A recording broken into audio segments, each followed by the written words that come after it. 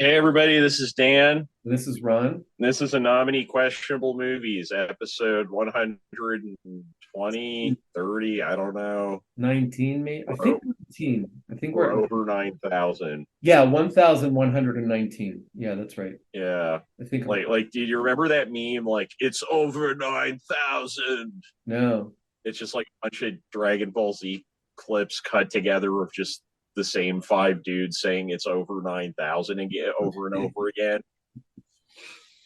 we're almost at That's the goal, folks. 9,000 episodes in a movie. We got a one up community. we've only got Uh, 8,881 to go. 6 seasons in a movie is for pussies. On this Anyway, so on this on episode, this episode, I think is number 119. First, there's a movie that we're not going to talk about. We watched it. yeah, so there was a failed aborted attempt at doing an episode last week. We did the Godard movie King Lear from 1987, and Starring I starring Molly Ringwald, Burgess Meredith, Woody Allen, and who else? Norman Norman Mailer. is in it sort of briefly. He actually Well, they're kind of all of them except for Molly Ringwald. Like they're not in it for very much, and you can kind of tell it's just like Godard roped them into showing up for 2 minutes. Yeah. Albert Just Married Death is in there a little longer. Oh yeah, but it's there are Godard movies I like, and that's not one of them. No, no. And then like the phone call dropped out between Ron and I about 15 minutes before the movie ended. And so I finished the movie and I tried to contact Ron because like when he falls asleep, if I'm not on the call, I can't make like obnoxious noises to wake him up. And so I just couldn't get a hold of him. And I was like, and in the back of my head, I was like, I have nothing to say about this movie besides that it's, either, it's so deep it just went completely over my head, which maybe, I don't know. I feel like I've seen a lot of movies and usually I can pick up on the more obscure kind of tricks that make movies hard to follow, but that was not one of them. No, Um, man. Yeah, so I fell asleep several times and I missed the last 15 minutes or so. So then I rewound and I watched it again and I fell asleep. So I rewound and I watched again. No, I don't care. I, yeah, like no, I it didn't was watch that like first time. So I did see the entire I 15 minutes at the end, but I didn't feel that bad that we didn't record because most of my memory of the movie is just like fighting to not fall asleep. yeah, Like yeah. I remember more of my internal like dialogue than I remember the movie. And I gave up trying because sleep was more enticing than this movie. But the way we found Yeah, out, so I give that like one out of 8 air fryers. so two things. Um, One, the way I found out about the movie was that I heard that Molly Ringwald wrote a piece for the New Yorker not too long ago about her experience making the movie. So I had no idea that the movie even existed. That's how I found out about it. Her piece was more interesting than the movie itself. Two, hmm. Richard Brody once said that it was the best movie ever made. And then he was asked about it years later, and he said he still held to it. Well, I found he tweeted September 10th, 2022. So this is only 6 months ago. He tweeted, "Just noticed that the greatest film ever made, Godard's King Lear, is playing at the Roxy Cinema in New York, September 14th to 15th." And then he has a link to Going About Town in the New Yorker. And then in which he Well, writes, like some people, they never get the right balance of medication. well, so then he writes in the New Yorker, he's in saying that the movie's playing. The cinema is born of two things, invention and sacrifice. Blah blah blah blah blah. The casting alone proclaims the magnitude of his ambition. Not only Meredith and Ringwald, but Norman Mailer and his daughter Kate. Blah blah blah blah blah. And then how does it end? There is no film of King Lear. Indeed, no act of art that is not a rediscovery. No image of nature that is not a resurrection. Blah blah blah. So So I can translate that okay, to English. He came what? like he jizzed in his pants. Like Oh, gotcha. all of that is meaningless fluff. Try to like like there is no film of King Lear. There is a like he's doing that shit. Like, okay, maybe we do have to talk about this movie a No, little no, we longer don't than I need to thought. get into Richard Brody. Let's move on. Okay, so I got one last point. So a Okay. lot of those 80s guitar movies, he just starts talking like a cult leader and he's just saying all this like secondhand Derrida shit where it's just like there is no films, there is no sets, there is no guitars, King Lear. And he says it in this like even voice. He's just like, There is and, no. and there's a 10-hour movie he made in that period. I never saw the entire thing, but I saw like 2-3 hours of it called Histoire du Cinema. Uh, At least he's doing more interesting visual effects and stuff because like King Lear, it's just kind of like a dark, dreary looking movie too. It's like visually completely uninteresting to me at least. And but yeah, it's just like 10 hours of him saying the cinema is dead, the cinema is alive, there are many histoires du cinema. It's like a Marshall Applewhite tape. Anyway, I got that out of my system. All right, on to our feature program. Yeah. The movie that we actually that is worth talking about.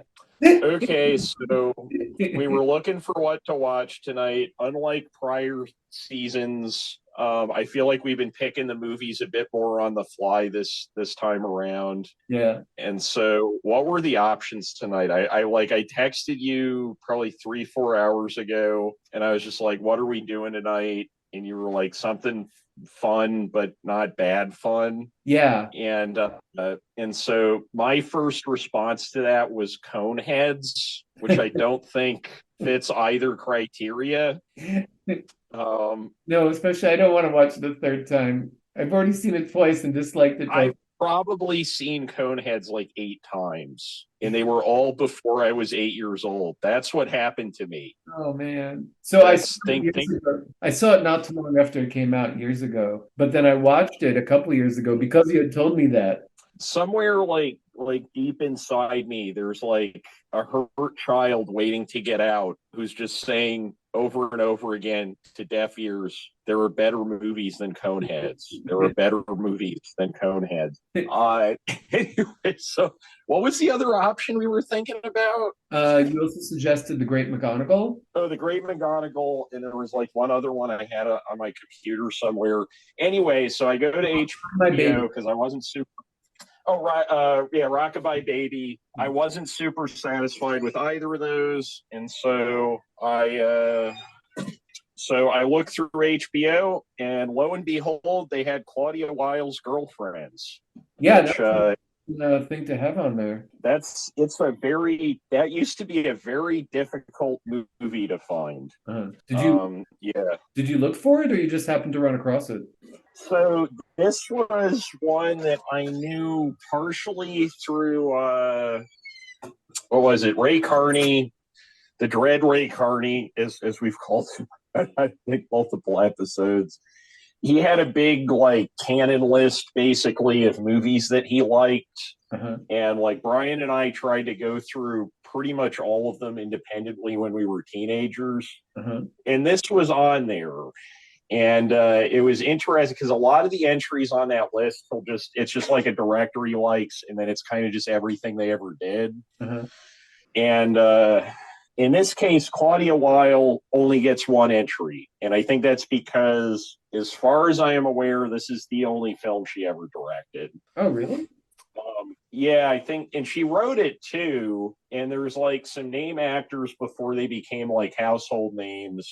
But the budget on this movie could not have been more than like what Mark said that he made his movies for like 10,000. So this looks a little better than one of Mark's movies, like production wise. So maybe, well, honestly, no, because like there's no backdrop sets or anything. You probably could have filmed this movie for $10,000 even back then. I think it was the original budget was $80,000, and it took a while to film this because they went over budget. Okay, wait, how did they go over budget?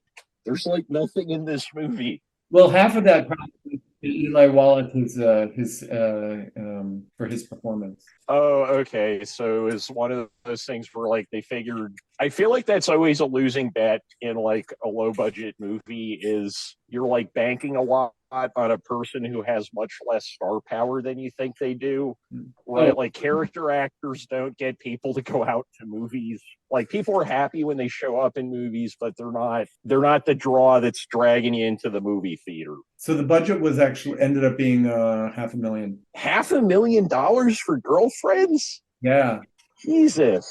it took Where them. did it go? Did they like all develop cocaine habits out of nowhere? Well, you had let's see, Eli Wallach. I never know how to pronounce his name. Bob Balaban.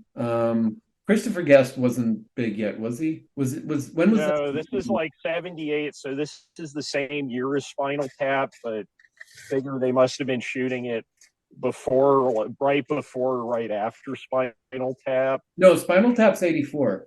Oh, okay, this is way before Spinal Tap. Then why did I think Spinal Tap was 78? He was in a bunch of things beforehand. Maybe he was one of those guys where he just was around for a long time before he kind of found his niche. This isn't like if I was going to point somebody to a movie and say this is what Christopher Guest does, it would not be this movie. Right, right, right. This isn't a Christopher Guest vehicle. No, no, this is not. Yeah. But would you like to describe the plot of the movie? Yeah, so you have two friends. They're both girls. They live in New York City in the 70s. One of them wants to become a professional photographer. The other one wants to become a mother. And then it kind of follows them over a long period of time as they both do those things and meet other people and go on adventures. It's mostly following the photographer. Yeah, it's mostly following the photographer woman, who I'm guessing is probably maybe not an exact autobiographical standard. Oh yeah, and the one woman gets married to this guy who's like kind of a prick, and then the photographer lady starts like a very short-lived affair with a married rabbi It was played by Ellie Wallach. who would have been like the biggest name in this movie when it came out. You have a lot of things in this movie that aren't very common for a movie in the late 1970s. Number one, you have this very elliptical sense of time. Like there's no clear indication between scenes whether they take place like, a few days after another, or like months after another. Uh-huh. And you kind of only get that from contextual clues. And that's like a common thing in Ozu, but that's a very uncommon thing in U.S. cinema. Like most U.S. cinema is about like giving people the money shot, right? Like if people are getting married, even though like I can count on one hand the number of good wedding scenes I've ever seen in movies, right? Uh-huh. But the movie's just like, oh, we got to have a wedding scene, or we got to have these things, or else the audience can't infer them. And Weill doesn't do that here. The other thing is that it's kind of focusing on female friendships, which the men are kind of all secondary characters, and that's pretty uncommon in most movies up to today, or a few weeks before today. Like that's not a common thing. And especially like 1978, like you got to think like what was the big movie of that year was Apocalypse Now, which is a movie with like almost literally no women. Not that, I mean, Apocalypse Now has a pretty good excuse if you're going to make a movie with next to no women in it. But yeah, and it has it has like a gentle sense of humor, but it's very much like a 2000s mumblecore kind of sense of humor. Uh-huh. Although it's obviously it's not as biting as something like Girls by Lena Dunham or something like that. But like I could very easily see Lena Dunham having watched this and taken a lot of notes. Uh-huh. It's clear that they're using like, or at least it was clear until I heard the budget that they were using just like people's apartments. For how much money the cast and crew blew on cocaine, this is a very laid back movie. And the footage is all grainy. Yeah, Better film style. it's like clearly it's shot on 16 millimeter. It's not shot on 35, which is another thing that just makes it like I don't know how it costs that much. It's not like there's not a lot of like pop music that they're using that they had to clear. Um, I guess it's just one of those mysteries of the universe. They saved money on lighting by using high-speed film, which is why it looks so grainy. Oh, okay. Nah, I'm making that up. Oh, I wouldn't be surprised if it was something like that. Like, They could have saved money by shooting it in black and white. I mean, that's what Kevin Smith did. right, and Kevin Smith is another one where it's like I still don't know. Like $28,000 is a lot of money given the production values of that movie. Like, where did the rest of that money go? Like, John Jost shot an entire 75-minute movie for $3,000 in color in 1977.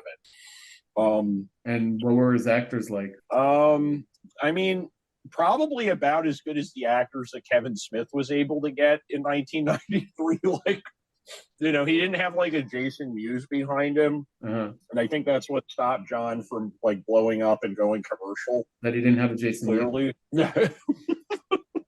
That's what John Jost needed. He needed his own Jay and Silent Bob. that really is it. And then instead of Jay and Silent Bob, it could have been John and Talking Dan. So this is a very different brand of independent movie than what we got accustomed to in like the 90s, right? Like independent film, I think before the early 90s, like a lot of the stuff that was being marketed as an independent film in the early 90s would have been called a genre film back then. And the independent film was kind of more about these like character studies that took a lot of influences from like Japanese and European movies, which I think we see a lot of in this movie, right? Even the most obvious thing is like the Ozu pacing. But there's also just a lot of like no major action ever occurs. The closest thing we get to some kind of dramatic, crazy event is like when she kisses the rabbi. Oh, it's a little bit of a there's the fight with her boyfriend, mean bickering. Right, but then like the next scene, we see them together again. So there was no lasting consequence to it. Well, about 5 minutes later. Yeah. It's movie time, which is like, who knows if that was a day or a week. Right. Or 5 months. But I think this strategy pays off in a few ways that aren't necessarily like super surface level obvious.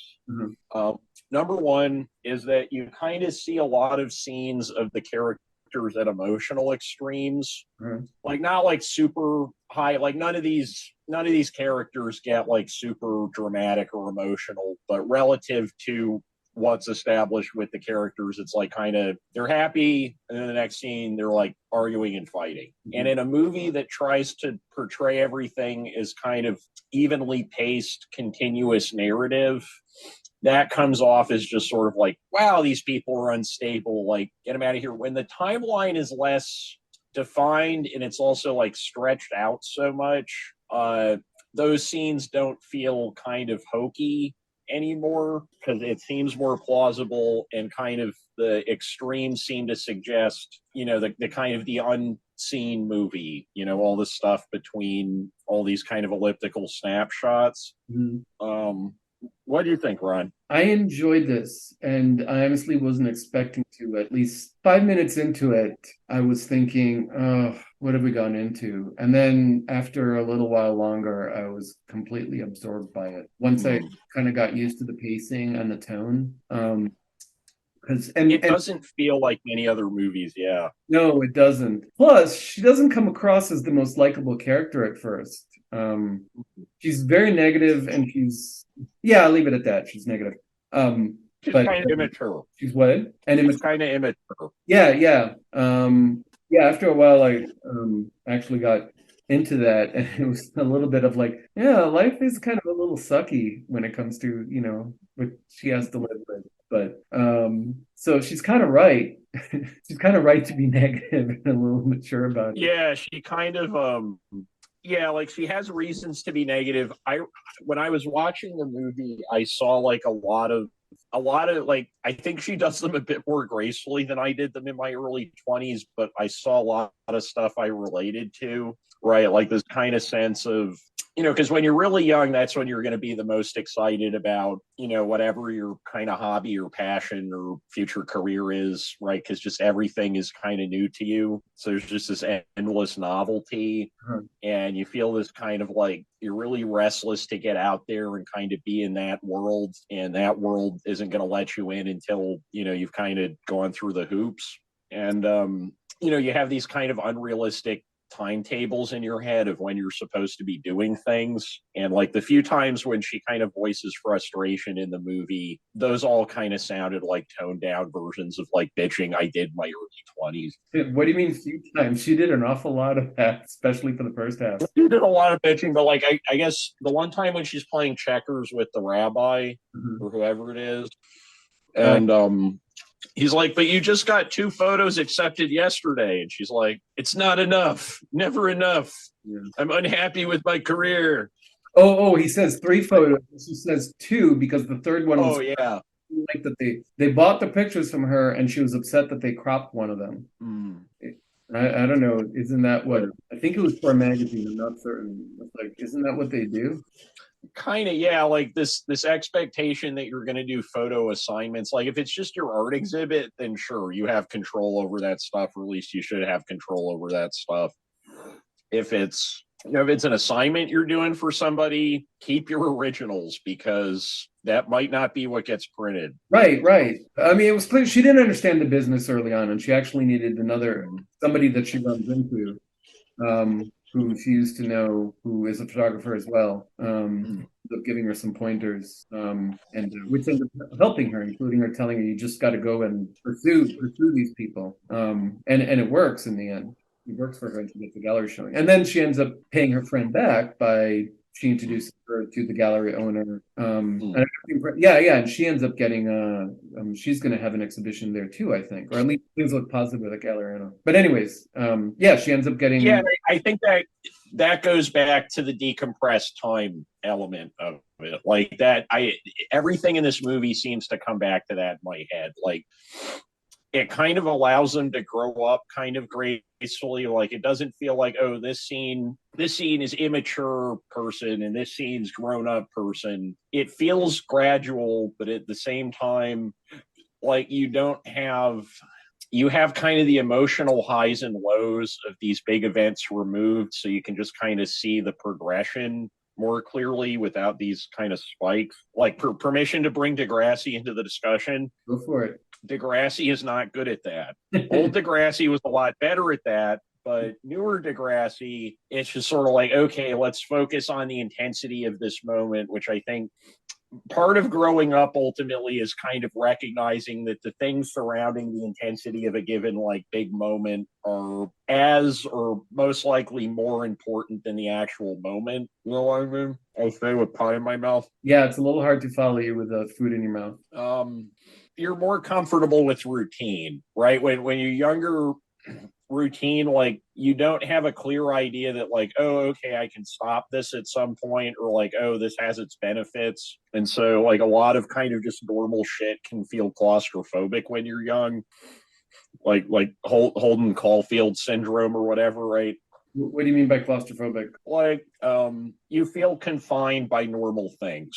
Like you can tend to have kind of an unreasonable expectation of the world, and you'll have thoughts where it's like, I don't know, like, oh man, this is the second Friday night I stayed in. I'm gonna get old and die next week or whatever, right? Like that kind of stuff. Okay. And I think it does, like, there's no character that we're particularly supposed to like latch on to, including her. There's no, yeah, like she's kind of at as much of a distance as the other characters. She just gets more screen time, right?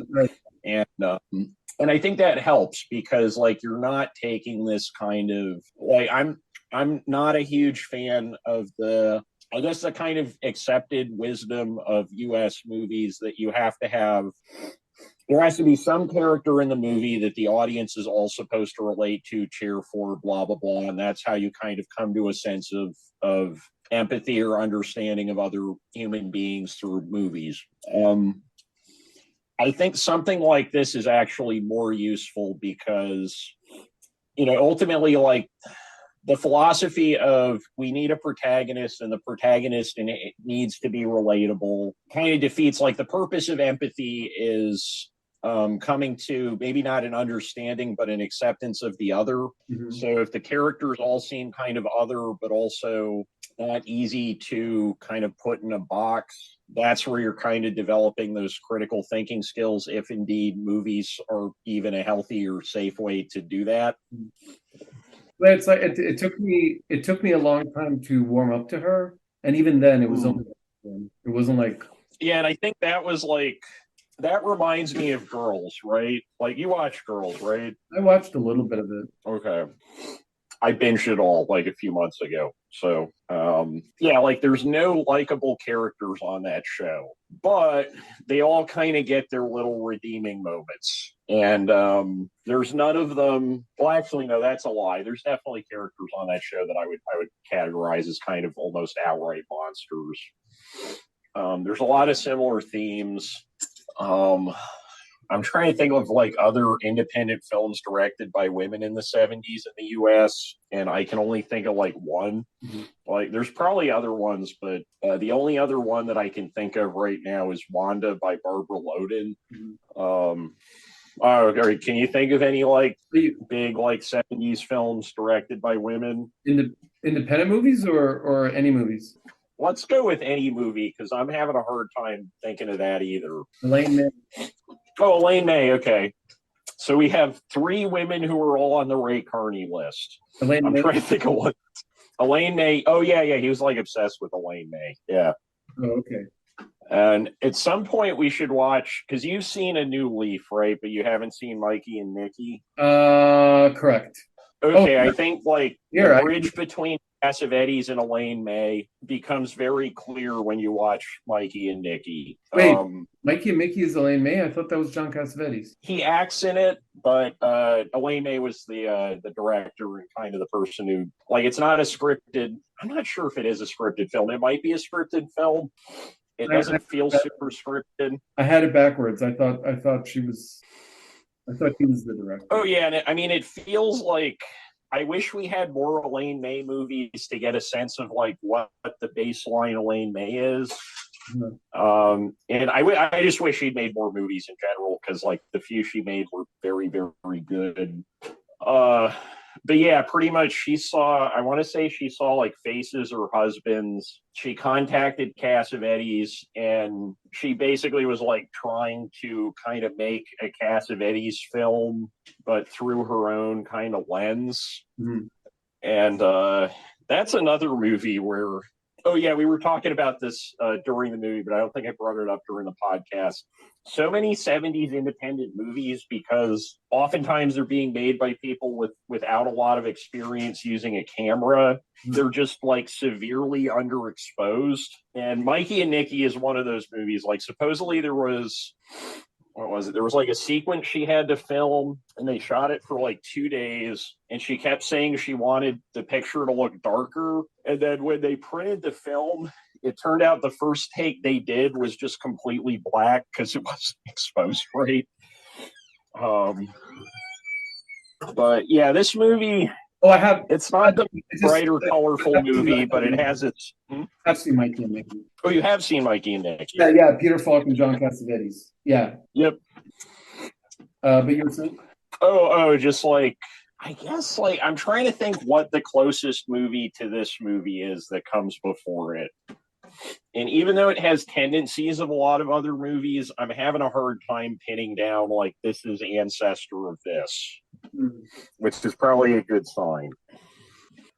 And I think also like in terms of those 70s indie movies, because I was saying while we were watching it, like this reminds me a lot of mumblecore stuff. Mm-hmm.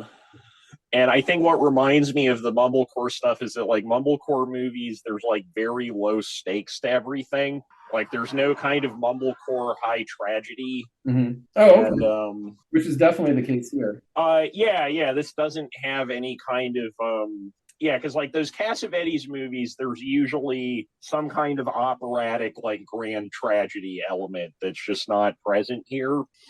and it's just kind of following people around. I mean, I think like a lot of the appeal of these kinds of movies is that it's more about the rhythm of how the people live than it is about kind of working up to events. Mhm. And so they're not very predictable, but not in like a cheap way. Like it's not like an M. Night Shyamalan movie, but like I still don't quite know what's going to happen next. Mhm. Um, yeah, so this was your first time seeing this, right? Yeah, yeah. Um, Uh, yeah, I didn't know what to expect, but I liked it. yeah, No, like for the first 10 or 15 minutes, I was like, this is kind of like really slow and the acting's kind of awkward. Is this a case of me like misremembering this movie? uh-huh. But no, I think it's the movie I remember. Okay, okay. It actually it turned out that it's in its meandering way, it was actually headed somewhere. Yeah, like you kind of have to get into, and I feel like a lot of movies that I that have held up with me over time have this where like I'm not drawn in immediately. Like I know that's one of the rules of like every writing class, they'll say like open with a hook or whatever, but and if you want to get accepted at like a film festival, that's probably a good strategy, but in terms of like holistically making an overall good film, I don't know how important that really is. Yeah, there wasn't really much of a hook here. No, it's just sort of like we start in media res with these people. And like, you know what it is with a lot of those movies? It's that we don't really realize the significance of the beginning until it's kind of bookended by the ending. Mm. And the ending in this one definitely bookmarks or bookends the beginning, right? Because the beginning, we're talking about, how they're friends, how the one girl met this guy named Martin. And now that I think about it, like, we don't get to see a lot of them kind of just like hanging out and being friends to establish that they have this connection, right? Right. We get like that little bit at the beginning when they're living together, and then that bit at the end before her husband shows up at like the country retreat. And in between, most of the time, they're just kind of arguing or distant. But I feel like those two scenes are done well enough where, like, I get it. I don't feel like it's cheap or like it's just sort of the movie's expecting us to think these people have this connection because it told us so. Mhm. Oh, the movie told us that they have a connection. Was that actually? Yeah, yeah, like Love Actually, right? Oh, got Like it. we get the cinematic language of this person's attracted to this person. Right. We have very little like usually that's I think that's what film reviewers are talking about when they talk about chemistry, although I don't fully understand what they mean usually when they say that. Although Yeah, we kind of see it. we get the depth of the friendship by watching it fall apart. Mm-hmm. And I think like the time thing and also just the underplayed scene with kind of like Ozu, you get the sense of like, because 90 minutes is not a lot of time to tell some kind of epic sweeping story, right? And so a trick to kind of make the world seem bigger within that limited time frame is implying a lot of stuff is going on when we're not watching these people. And that's something Ozu's very good at. That's something Claudia Weill was very good at the one time she tried to make a movie. She's made other movies, but And oh, she did make other movies. Okay. this was, yeah, this might be her most famous as. Yeah, maybe we could get her on the show. Well, it looks like she's still alive, so Oh. yeah. And she acted in one of those movies that Mark made that we watched Oh, okay. because they're both like New York people from that time. So I guess like everybody knew everybody. You can reach out to Mark and you can or Yeah, just see if Mark's still in touch with her. yeah, or just contact her directly. You get at that. Yeah, we can say like, hey, Mark Rappaport is a mutual friend or something. Yeah. Um. Yeah. So, Um, what do you think was the funniest part of this movie? funniest. Ooh. Well, this is earlier on, but the scene in which she first meets Christopher Guest, who eventually ends up Mhm. boyfriend, not quite live-in boyfriend. It It's the is. most awkward meet cute ever. Oh my God. Oh my God, it's awkward. But it's so awkward, it's funny. So I didn't feel squeamish. It was just an Mhm. observation of like this is so awkward. But yeah. Yeah, and I think that's something that kind of gets overlooked in a lot of these 70s, like kind of low key realist movies before you start having like proto Miramax stuff in the early 80s, like Kramer versus Kramer, where it's like a standard Hollywood movie, but it's dressed up like it's supposed to be a 70s indie drama. The By the way, what was I Kramer gonna say? told me a year later. Was 3 years later. Yeah, because like in a weird way, this is sort of a last gasp for a certain kind of American movie that almost dies after Star Wars comes out. Like after Star Wars comes out, the idea that they would spend $500,000 to finish this movie seems ludicrous. Whereas it maybe didn't seem quite so much like that whenever they started this movie. But yeah, like it's we don't have a sense that any of these characters have a completely stable relationship to any of the other characters. Right? Like her with Christopher Guest, like I know the point I was going to make. It was not related to that. So the point is, a lot of these 70s realist movies, because of how they handle time, even though there's no like dream sequences usually, they take on this kind of weird dreamlike quality because we're not fully aware in the moment how the events we're watching connect to each other. And that's like a thing I always liked about those movies. That's probably my favorite kind of movie. Like I've watched so many kind of like 60s, 70s kind of I guess you could call like United States US neo-realism. Like they're using some of the stuff from the Italians, but it's not usually like there's not usually socialist themes or anything to it. Did you say socialist? Social. Well, yeah, like Italian neo-realism, right? Like Bicycle Thieves is very much like a kind of Marxist informed movie. I guess Umberto D isn't really. Umberto D is kind of more a kind of just like old dude and his dog. I guess it's a little closer to Claudia Weill. How does socialism figure into this movie? Not at all. That's the difference between the U.S. and the Italian okay. You're drawing a contrast. And like, yeah, there's political stuff within this movie and within a lot of the kind of American neo-realist movies, which I kind of feel more comfortable with that term than independent movies at this point. There's like, one sec. All right, Taco Bell finally showed up. That's our political statement for this episode. Is I ordered Taco Bell.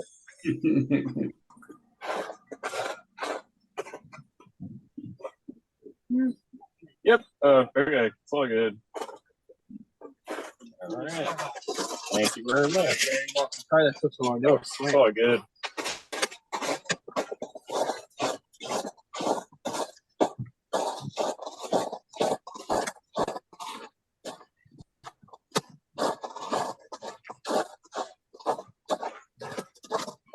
All right.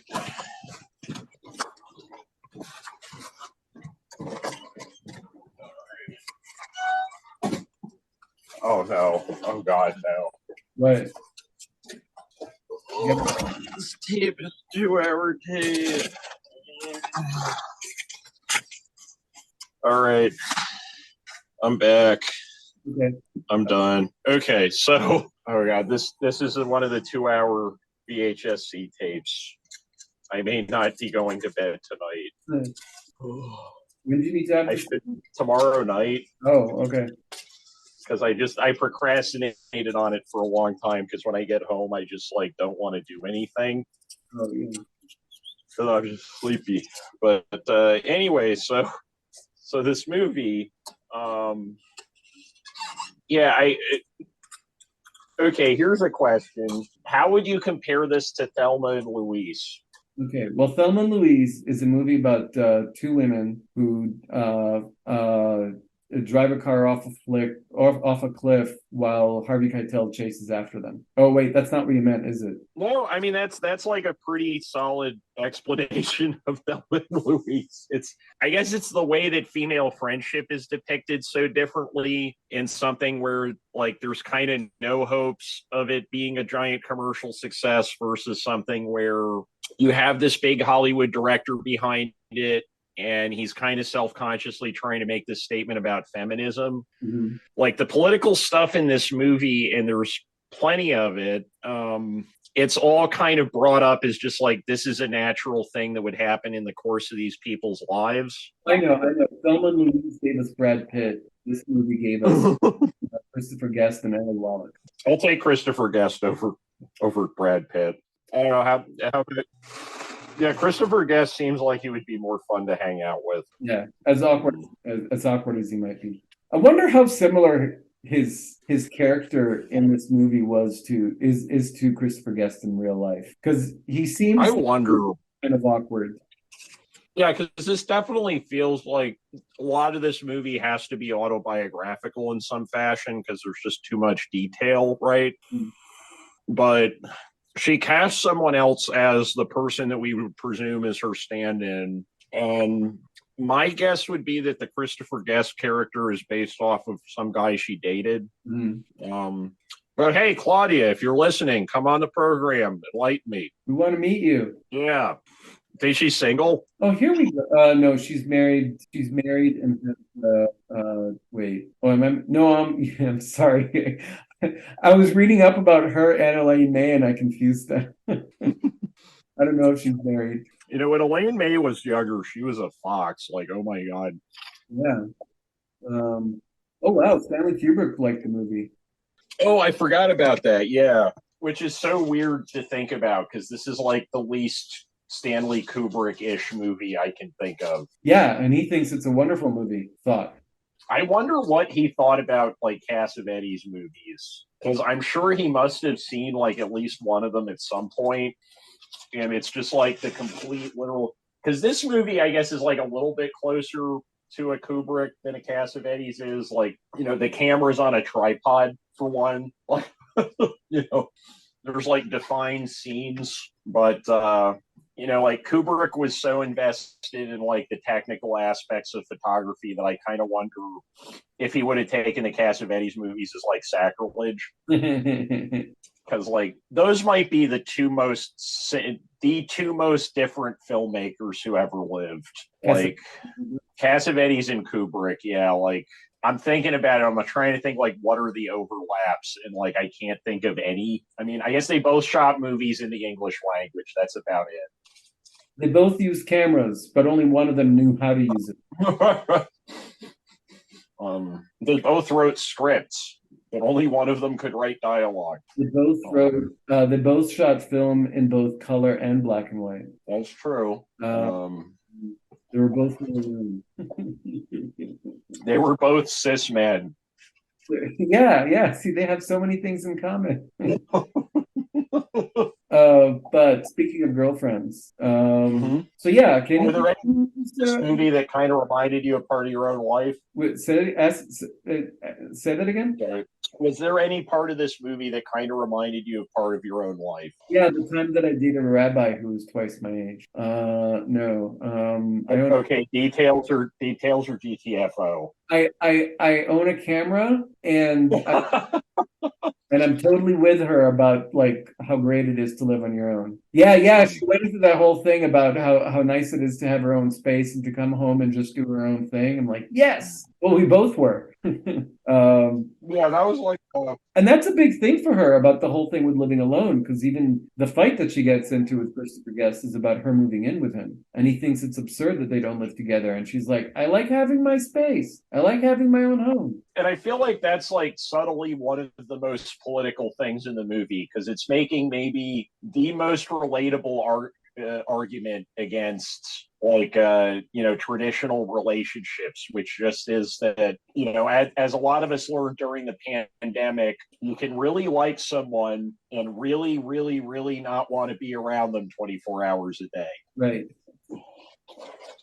And like I think Alan Moore has it figured out. Do you know like Alan Moore's marriage arrangement?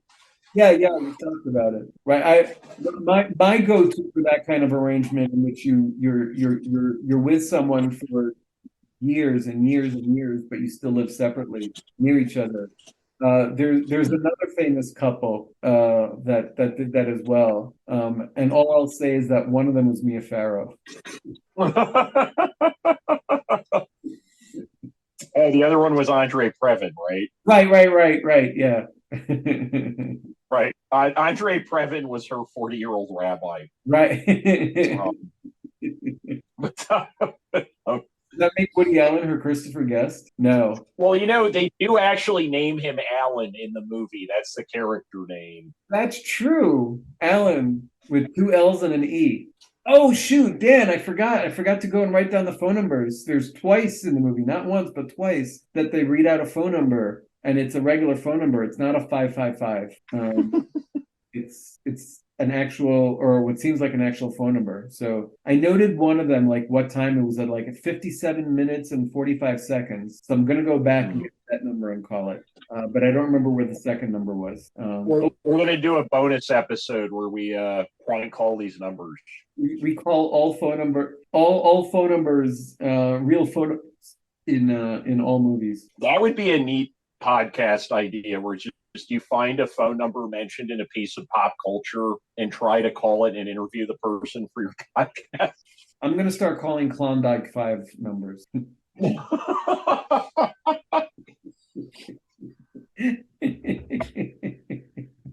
Oh man, that's like I rewatched Mr. Plow last night. The Simpsons episode. Yeah, the Simpsons episode, and they're all KL5 numbers. Does it use KL? Mm-hmm. Yeah, see Klondike or KL. What exactly is a Klondike 5 number? Klondike 5 sounds so much better than 555, right? All right. It sounds so. Oh, right, because K and L are 5 on the. Okay, that makes sense. Oh yeah. It's just 555. Okay, I thought it was like some kind of special thing, right? I thought it had something to do with like right, because there's that point in human history where people would have like 4-number phone numbers. Yeah. 555 is still. Yes. Other than 555-1212, or and if there's any others like that, those aren't real phone numbers, right? If it begins with that, is that? I don't know. Let's call them. All right, let's see. I'm going to call now. Here we are. I'll put it on speaker. Mm-hmm. I'm dialing. I'll do my area code. So I'll do 617-555. Oh, man. The cheesy crunch is actually it's like a hidden gem. Okay, give me 4 Taco Bell made 4 digits. 5280. 5280. All right, here we go. Your call cannot be completed as dialed. Please check the number and dial again. Wow, I haven't heard that recording in so long. Okay, 555-1212, which I think used to be the number for, wasn't that information? Let's see. Before my time. Access from the wireless phone. Okay, so that doesn't work either, at least from this. So 555-1212 might work from a landline, but it doesn't work from wireless. I think that's the number you call to get information instead of dialing 0. Wasn't it? I want to start like a new hipster trend now that I had like a light bulb moment when you just said that. Calling information. So no, only having a landline telephone. Oh, that you would get that to be a hipster? Yeah, like no, I don't have a cell phone. Call me on my landline. I'm kicking it old school with my landline telephone. Oh, hey, when I was 555-1212 is director assistance.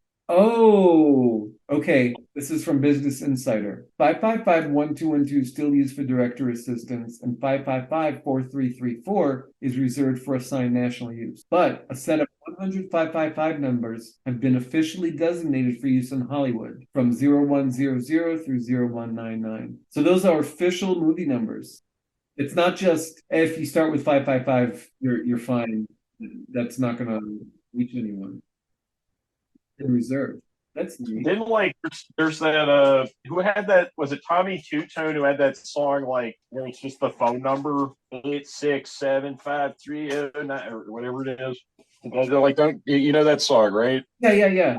Yeah, wasn't it was a real phone number and then everybody who had that phone number just sued him or something. Oh, really? I think so, yeah, because it's not a 555. If Tommy Two-Tone had sung Klondike 5, whatever, he would have been safe. But nope, he had to be special.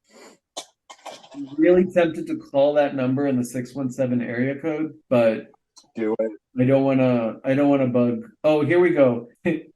It's the phone number for Gem Plumbing and Heating. I feel like if you're a business, that would be kind of like the phone number you would want. Yeah, You would just get endless calls.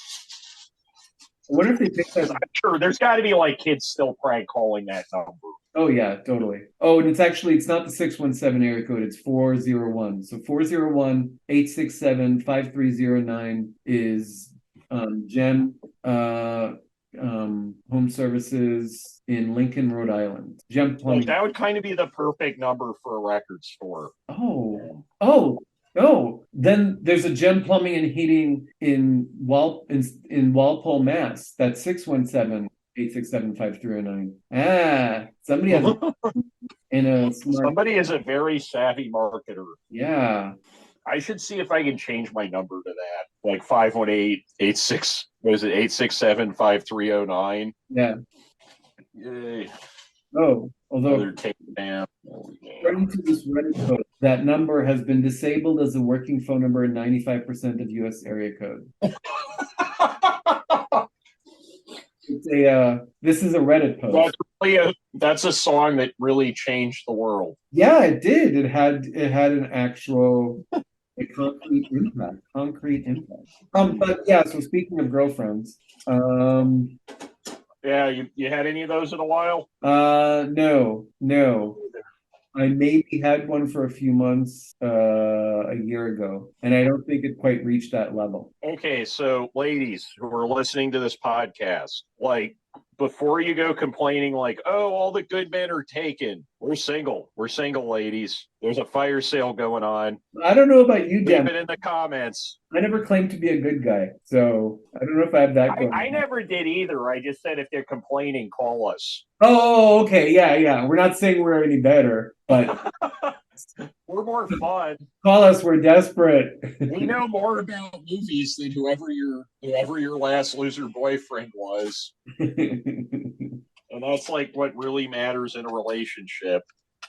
And unlike Richard Brody, we don't think that we won't make you watch Godard's King Lear. Well, like Rod in my relationship has been almost entirely based on how much each of us knows about movies. And it has been going on with far fewer hiccups and for far longer than any of my flesh relationships. Just saying. Flesh relationships? Oh, that sounds so like clinical and like a body. Awful. What? Awful was the word you were looking for. Was awful. Yeah. Okay. Awful. But that which includes body horror. But yeah. Yeah. Body horror is how my ex described our sex life. This movie was longer than most of my relationships. Oh man. 88 minutes. So that's usually like when you run out of money on OnlyFans. When I have to choose between paying the rent and being an OnlyFans. Yeah, that's like a real Sophie's choice there.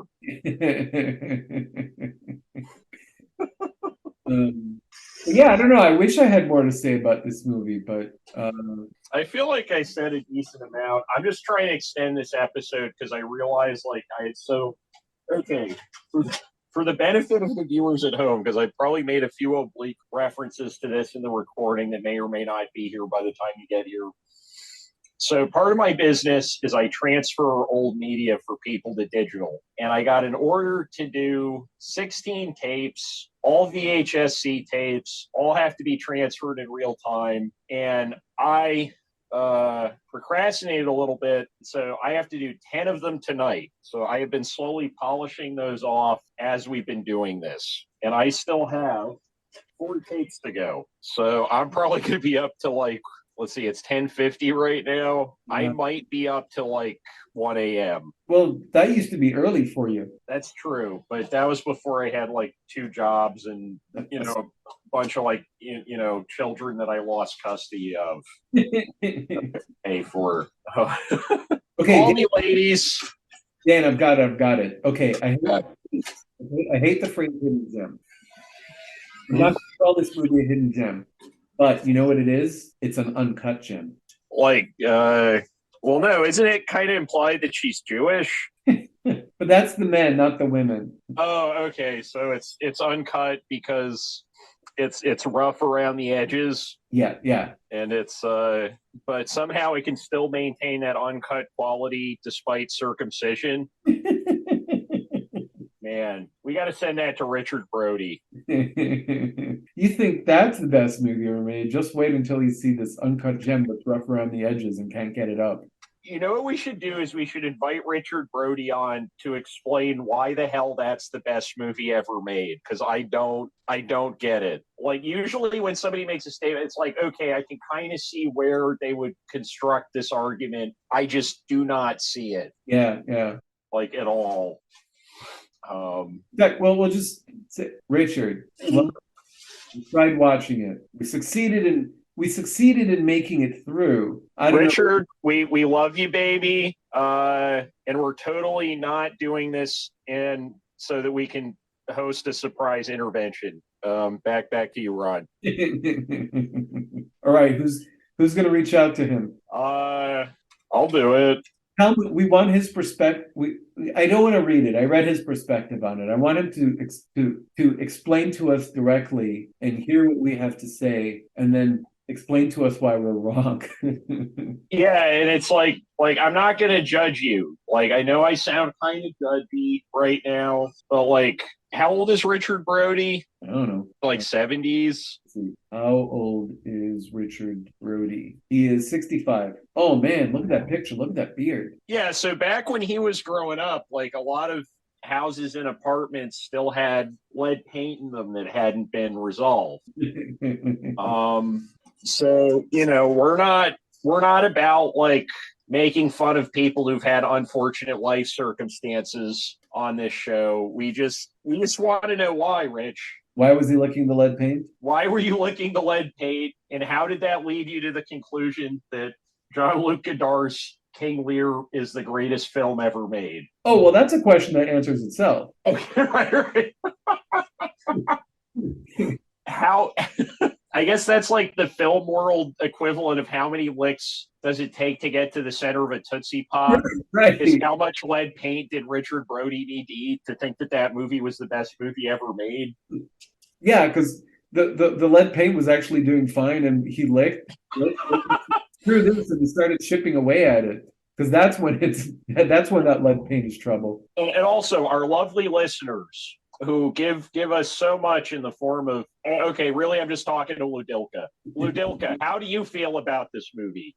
Well, both movies. How do you feel about Claudia Weill, and how do you feel about Jean-Luc Godard's? No, just come on the show already. Or no, if he comes on the show, then nobody's going to be left to comment. Oh, that's true. Who's going to come? You know what? Maybe we can get Matt to comment on the There we go. Okay, there. I bet Matt would agree to put a comment. So, Ludilka, have you made any movies? Let's share them with us. Let's talk about them. Do you have any movies you'd like to talk about? Come on, we'll watch them. We'll talk about them. Yeah, Ludilka, come show. on the show. We'll watch the movie White Chicks. You know, Hulu and Netflix have been and HBO Max have actually done pretty good jobs lately of their recommendations. But for some reason, one of them keeps suggesting White Chicks, which also I've seen twice, and I don't know if I need to see it. But the third time you watch it, they reduce your car insurance payments. I did actually consider watching it last night.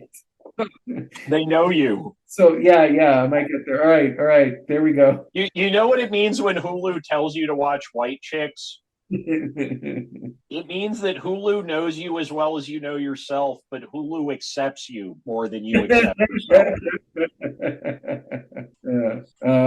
Which service is recommending it to me? Oh yeah. Hulu. Yeah, but watching more Hulu lately.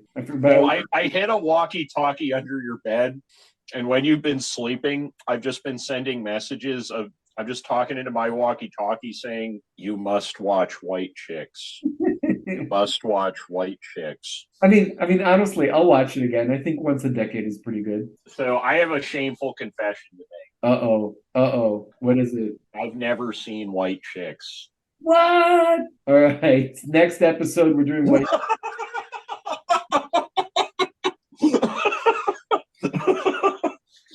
I think I own it at the store. Hey Dan, now I'm being serious. We should do White Chicks. We should totally do White Chicks. Yeah, let's do White Chicks. I mean, this movie was about white chicks too, so it's only fitting. We should have done it as a double feature. There's so many like horrifically offensive double features you could do with White Chicks.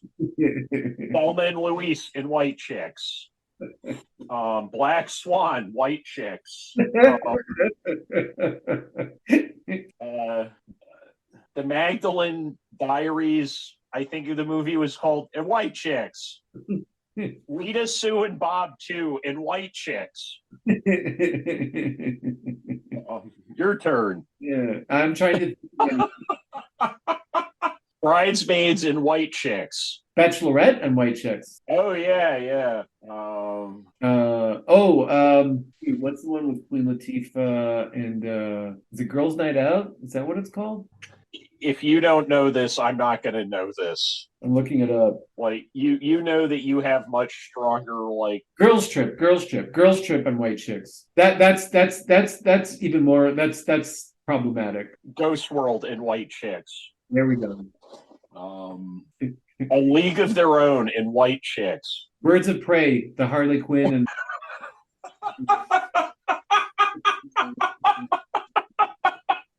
This shouldn't be this funny to me. Schindler's List and White Chicks. Oh wait. This might be the silliest bit we've ever done on this show. And I'm going to have to cut out that one. Oh, the Schindler's List one or the whole bit? The Schindler's List one. I think that was far too poor taste. I don't stand behind my joke. Watch an episode of The View and then watch White Chicks. Like, I think White Chicks is going to hold up better. Lizzie McGuire and White Chicks. Oh man. Actually, Montana and White Chicks. What was the first one? Hannah Montana and White Chicks. Oh yeah. Showgirls and White Chicks. Ooh, yeah. Debbie Does Dallas in White Chicks. Dan, you're gonna watch the movie and then you'll realize, it holds up on its own. Which one? White Chicks. Oh, I thought you meant Debbie Does Dallas. Oh well, that was a big deal when it came out, right? Because wasn't that in mainstream theaters? Yeah, that was during like the big like porno chic thing. It was like that, Devil and Miss Jones, and I think Deep Throat. Deep Throat, yes. Which I have actually seen Debbie Does Dallas. And it is not a very good movie. No, I've seen it too. It's not. I don't know if I've ever seen Deep Throat though. Me either. All right. Maybe that's like the thing that elevates that genre. Okay, next episode, White Chicks. The following episode, Deep Throat. Okay. Any other thoughts about Girlfriends? No, not really. No. It's all been said. Once we got to White Chicks, we knew it was over. Yeah, I think that. Woo! I think I swallowed something wrong. I think we're gonna have a lot more to say about White Chicks. And then when we watch it, we can compare it to Girlfriends. Oh yeah. King Lear and White Chicks. And the sad part would be everyone would leave before White Chicks started. I think going forward, every movie that we watch is going to be in contrast to King Lear. Yeah. King Lear was like, well, I'm trying to think. We watched like a few pretty awful movies in a row. Yeah. Like, I think I kind of suggested this one because I knew it wasn't the funniest movie ever made, but at least it's like a good movie. Uh-huh. Right. And like Rabbit Test, that was awful. Oh, man. What else do we even watch? We watch Rabbit Test, King Lear, Love Actually. Love Actually might be worse than King Lear because King Lear, at least it was like, it didn't make enough sense to offend me on the level that Love Actually did, and it was shorter. Yeah, it was just incomprehensible. Yeah, like, and that's more forgivable than like being Love Actually. Yeah, Love Actually, there was nothing. It was 100% comprehensible. Yeah, Love Actually It's is like parts I didn't understand. I wish there were parts that didn't make sense. Maybe we should watch an actual like King Lear that's some aspects of King Lear in it. Right? Like, because I'm not super familiar with the play. Like, I read the Shakespeare I had to read for school, but I never did like a Shakespeare deep dive. It just never, that was never the thing that was calling out to me as like, this is the next thing you have to do. Did you read a lot of Shakespeare? No, not much. I tried like maybe about a decade ago. I decided I'm going to read Shakespeare. I actually I had a Kindle and I was listening to audiobooks. And what I did was I got the audiobook for several Shakespeare, and I would listen and read at the same time. Because when I read, I lose focus and I move too fast, and when I listen, I lose focus, and then I have to rewind, and it's hard to at least reading you can go back. But this way, it kept me at the right pace, and I was able by getting both and the auditory, I was actually able to understand what was going on. But there was an interesting production of movie of King Lear with Anthony Hopkins, Emma Thompson, and Florence Pugh. Okay. Emily Watson is in it. Jim Broadbent. We could watch the Orson Welles Othello. Ooh, oh, that'd be cool. Well, except for like you know the catch there, right? Right. Orson Welles plays Othello in blackface the entire movie, and it's like he has no money, so it's just like him wandering around in blackface in his backyard, basically. Oh, let's not watch it then. I thought we talked about that with making it joke. No, yeah, let's not. I mean, supposedly it's a very good Othello, right? Like when you see the Laurence Olivier one, he's wearing blackface. That's like every version of Othello, I think, before Lawrence Fishburne did it, practically, which is like not good. Blackface is better? Okay, I'm cutting that out. Well, I mean, at least Lawrence Fishburne, like, I'm not going to speak on this subject because, like, Shakespearean acting, the whole cult of Shakespeare, I sort of get it, but I don't get it. Like, there's so many other writers, and I don't understand why this one specific writer has this kind of cult versus, like my favorite shit from that period is, like, the weird shit, like the Francois Rabelais, like, Gargantua and Pantagruel stuff. I will go back and reread that probably before I get to any more Shakespeare. Wait, but I thought you haven't really read Shakespeare. Well, that's what I'm saying is that like I'm more drawn to rereading this 500-page book I already read than probably going back to Shakespeare. No. I mean, you can't get back to something that you weren't at the first place. I mean, I had to read probably 4 plays. I was in a production of Midsummer Night's Dream when I was very young. I had to read Othello. I had to read one of the other ones. And, we had to read Romeo and Juliet. I've seen that movie of The Tempest with John Cassavetes in it. That's another weird Molly Ringwald movie. There's like a point in that movie where there's just a chorus of goats that start singing to Jenna Rowlands and Molly Ringwald. And it's kind of worth the price of admission. We can watch that. Not a great movie otherwise, but it's a good time. Oh, here we go. I have an episode for you. Every available version of Tomorrow and Tomorrow and Tomorrow from Macbeth. Online that I could of just that one speech. Oh, there's got to be a super cut of that, right? Yeah.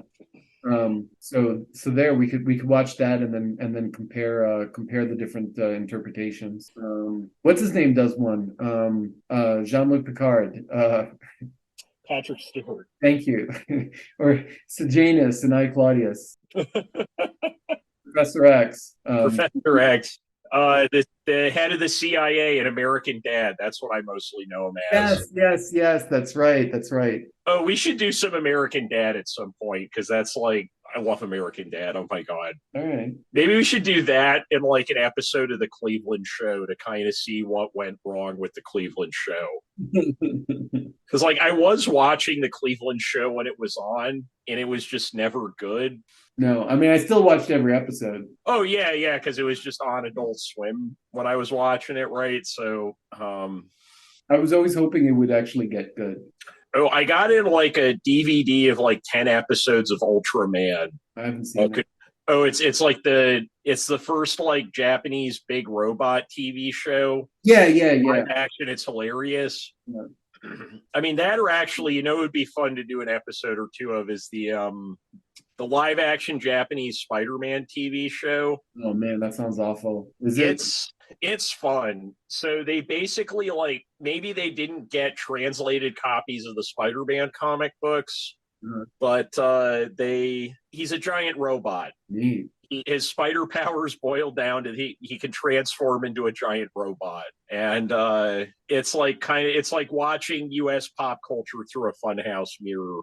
Like maybe it would be fun to watch like an episode of the Japanese Spider-Man TV show, and then like an episode of the U.S. Cowboy Bebop TV show. So it's sort of like Japan does the U.S. and then the U.S. tries to do Japan. Okay. Hey, Dan, Actually. I just thought of something. No, but so like a week ago, I got in something I think you would find very cool. What's that? So you know how there's like those manga where it's just screen caps of an anime with word bubbles attached to it, and it's laid out like comics and it's like that's usually like the only time you see full color manga. Anyway, that's a thing. I got in the one for Star Blazers from the 70s. Oh yeah. Yeah, I want to see that. Yeah, it's pretty sweet. I want to see that. Oh, hey, are you coming here to see the Residents? Residents. I did not have enough money to buy a ticket, so okay. I may not be coming down, but okay. Well, let me know if you want to. Market's coming. Yeah, I told Bo that I would come down some point this spring, and like I think I need to take a week off. Like I haven't taken a week off since. Well, I guess when I first opened, I took a lot of time off because just it wasn't established yet, and I could do it. Right? Like I took the week off to go to. Or no, I took 10 days off to go to the wedding in Seattle, and then I took like 4 or 5 days off to go hang out with you and Matt at the drive-in. Right. But since then, I really have not taken very much time off. So I think I'm about due for some. You're due. It's time to put up that gone fishing sign again. I think so, yeah, because like I gotta talk to the appraisal lady about like spreading the work out over 2 days. Like I get that she does stuff. I feel like there's one of the biggest unaddressed prejudices in our society, and probably in a lot of societies, is like people that naturally wake up early being super judgy to people who naturally wake up later. And yeah, because it's like it's just like your body clock, right? Like there's not you're not like a more morally upright person because you wake up at 6 a.m. or whatever, right? Like early to bed, early to rise. Right. And someday when I'm supreme proletarian dictator, that will be recognized as hate speech. Okay, Dan. So here's my idea. Okay. You know how I post a tweet? I don't accept a tweet are the new episodes from the podcast Twitter account, the Real and Free on Twitter. But okay. Gonna take Richard Brody's tweet, that last tweet about being the greatest film ever. I'm going to quote retweet it, and say, unlike Richard Brody, we don't feel the same as Richard Brody. We want some of what Richard Brody is smoking. Yeah. Oh, we have Richard Brody, please give us the number of your weed guy. Oh, I went into a smoke shop on Sunday because I was running low on pot, and so I went in and just to quickly get some Delta 8. Is it Delta 8 or Delta 8? Delta 8. Okay. And apparently they were having a fire sale on them because they're not supposed to sell them anymore. Shop. So I got a whole bunch of these for $5 each. Oh, nice. Yeah, and I could have gotten a whole lot more, but I only wanted the indica. Nice. Shitload of sativa. Oh, man. So I've kind of noted, I looked it up today, but like you kind of notice how my one eye's more closed than the other one. Yeah. And that's been going on for a few weeks. and there's like it has like the dumbest medical terminology for it. It's like ptosis. It just kind of sounds like a spit noise and then osis.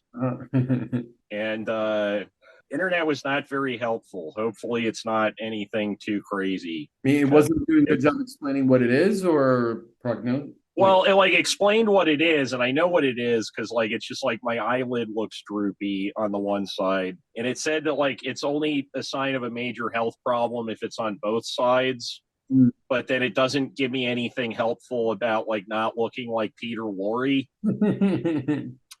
So Are you going to go to the doctor? I got to check with the doctor, yeah, because this is weird. This has never happened to me before. Yeah, I shouldn't be doing that.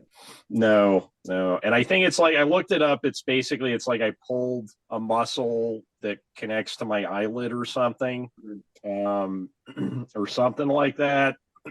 But we'll see. Hopefully it's nothing too bad. I mean, I don't feel like I had a stroke or anything, so I think we're good. Well, Dan, by the time that we record our White Chicks episode, I'll have had a stroke. Okay. Either you suggested White Chicks so that like you could be on the phone while I had the stroke. I expect you to provide the update from a medical professional, whether it's because you went in, you made an appointment and went in and saw the doctor, or you had a stroke and ended up in the hospital. Yeah, I'll have to call the doctor. Yeah, because it's like getting worse over time. Like it's definitely getting more droopy, and like it would kind of suck if I just had like one eye closed all the time. Yeah, like this would look weird. I need like an eye patch to make it look cool. Movies look different that way too. Yeah. I'd start wanting to watch like a bunch of Eric Romaine movies because he has no depth of field. All right. Yeah. Well, and should we sign off because we have to talk about the movie? Yeah. I'm going to be cutting out some of that. So. Cool. All right. So. It's good that we said nothing left to say about Girlfriend. Yeah, so I'm still Ron. No, I'm not. I was never Ron. I'm still Dan. Wait, now oh wow, I'm totally confused now, but wait, who's Well, I said I'm still Ron. And I'm still Matt. Maybe I did have a stroke. So I'm still Dan. And I'm still Ron. Matt was too cool to make it tonight, but we're gonna beat the hipster out of him. He's gonna be back soon. And the movie we covered tonight was Girlfriends, 1978 by Claudia Weill. If you somehow made it to the end of this without figuring it out in the last hour or so. And we highly recommend. Next week, we're talking about White Chicks. We highly recommend Girlfriends. Mm-hmm. And we'll let you know next time what we think of White Chicks. Dan's first time, my third. Yeah, like I don't think I can make that joke. All right. Take care, everyone.